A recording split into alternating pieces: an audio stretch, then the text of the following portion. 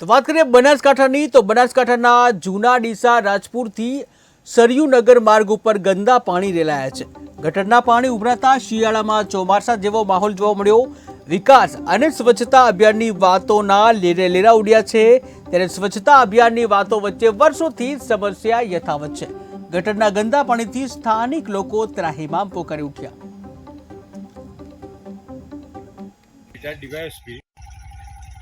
आप જોઈ રહ્યા છો તે જે બાજુમાં છે રોડની બંને સાઈડના મારા ખેતર છે। હું ખેતરનો માલિક છું। મારા વર્ષો જૂના મારા ખેતર છે અને આ જે આપ જોઈ રહ્યા છો કે પાણી બી ભરાયેલું છે।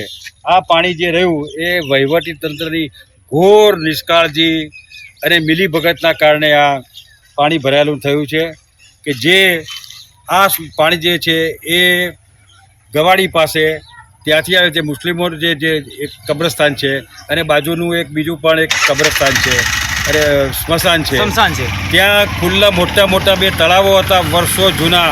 એ તળાવો બંને સ્મશાનોએ કવર કરી અને બહાર કોર્ટ કમ્પાઉન્ડ વોલ કરી દીધો છે।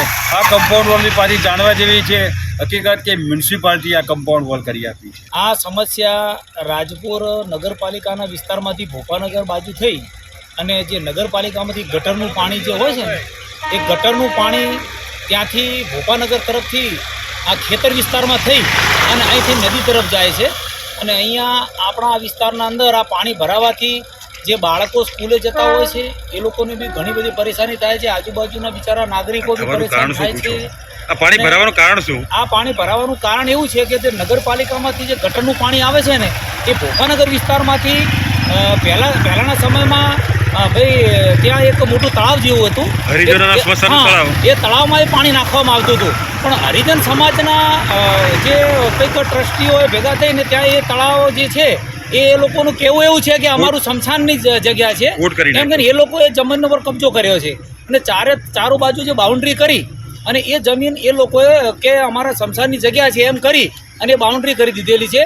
અને ગટરનું પાણી એ જે તળાવમાં જતું હતું એની જગ્યાએ એ લોકો પાઇપલાઇન દ્વારા એ નાળામાં નાખી દીધેલું છે અને એ ખેતરોમાં થઈ અને આ વિસ્તારમાં આવે છે।